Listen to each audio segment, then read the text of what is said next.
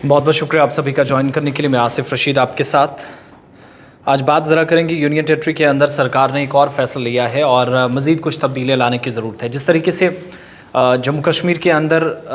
मुल्क के बाकी हिस्सों के अंदर मुख्तलिफ़ रियासतों और यूटीज़ के अंदर नीति आयोग है काम करता है। सरकार कितने अखराजात किन मंसूबों पर किन प्रोजेक्ट्स पर करती है, किस तरीके से काम करती है, तरीक़ाकार क्या है, कैसे प्लान्स के बाद एग्जीक्यूशन होती है, उन सारी चीज़ों पे फोकस रखा जाता है। लेकिन इस बार क्या है कि जम्मू कश्मीर के अंदर भी सरकार इसी तरह के एक फ़ैसले के तहत इसी तर्ज पर काम करेंगी, यानी जैसे नीति आयोग काम करता है इसी तर्ज पर यूनियन टेरिटरी के अंदर सरकार की तरफ से एक तजवीज़ जो है वो सामने रखी गई है, जिसमें एक नई पॉलिसी लाई जा रही है और नीति आयोग की तर्ज पर एक बॉडी फ्रेम करके यूनियन टेरिटरी के अंदर काम करेगी। 7 से 8 लोग होंगे, नए मेंबर्स होंगे, जिम्मेदारियां जो हैं अलग अलग माहिरीन को दी जाएंगी और इतलात के मुताबिक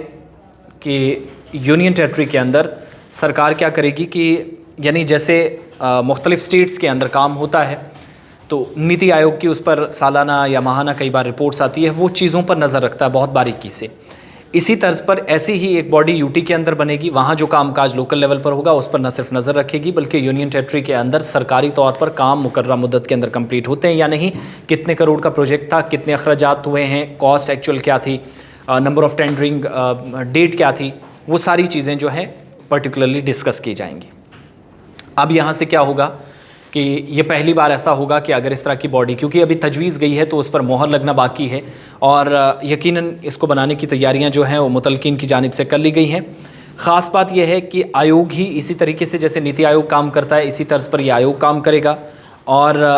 500 करोड़ से जितने भी ऊपर प्रोजेक्ट्स हैं, मंसूबे हैं, उन पर बराह रास्त नज़र रखेगा। एक्सपर्ट्स जो हैं जम्मू कश्मीर के अलग अलग हिस्सों से 8 से 10 मेंबर्स जो इसमें शामिल किए जाएंगे और जो सारी डिटेल प्रोजेक्ट रिपोर्ट्स तैयार होती हैं, डीपीआर तैयार होती हैं, जिन मंसूबों की लागत 500 करोड़ से ज़्यादा होगी उन पर रिपोर्ट्स तैयार करेंगी यूटी लेवल पर। नीति आयोग की तरह ही ये चीज़ें देखेगा कि कैसे सिस्टम को बेहतर किया जा सके।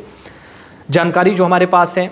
जिन माहिरीन को, जिन एक्सपर्ट्स को इसमें शामिल किया जाएगा वो IIT से होंगे, IIM एग्रीकल्चर यूनिवर्सिटी से होंगे, IIM से होंगे, हायर एजुकेशन डिपार्टमेंट से, फाइनेंस डिपार्टमेंट से, प्लानिंग और बाकी फील्ड से जो आयोग के मैंडेट की तरह काम करेंगे और इसी तरीके से यूटी के अंदर काम चलेगा। नेशनल लेवल पर जैसे काम आयोग करता है उसी तर्ज पर यूटी के अंदर भी ये काम करेगा।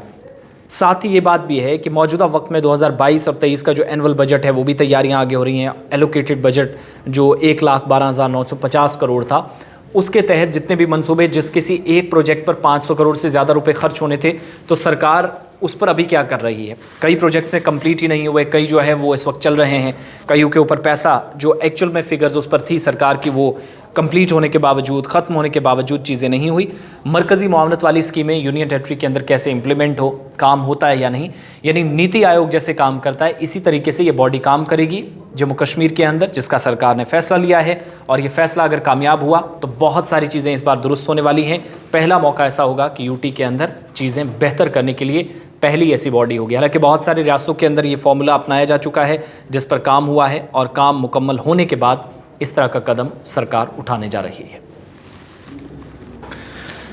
दूसरी बात यह है इसमें कि आज़ाद बॉडी होगी, सरकार का अमल दखल जो है वो कम होगा। अपने लेवल पर ये जो कमेटियां फैसले लेगी, ये जो बॉडी है वो फैसले लेगी, जो सही लगेगा सही को सही, गलत को गलत कहने का अधिकार या जो इसके पास इख्तियारात होंगे वो होंगे, तो सरकार का इसका अमल दखल इसमें ज़्यादा नहीं होगा। ये आज़ादी राय कमेटी के मेंबरान की क्या होगी क्या नहीं, उस पर सवाल पूछे जा रहे थे, तो उनके ताल्लुक से जो हमारे पास अभी तक जानकारी है, होप्स वो चीज़ें और बेहतर हों, हिसाब व किताब हो, अकाउंटेबिलिटी ट्रांसपेरेंसी का एक जो फॉर्मूला अपनाया गया है उस पर मज़ीद काम हो सके।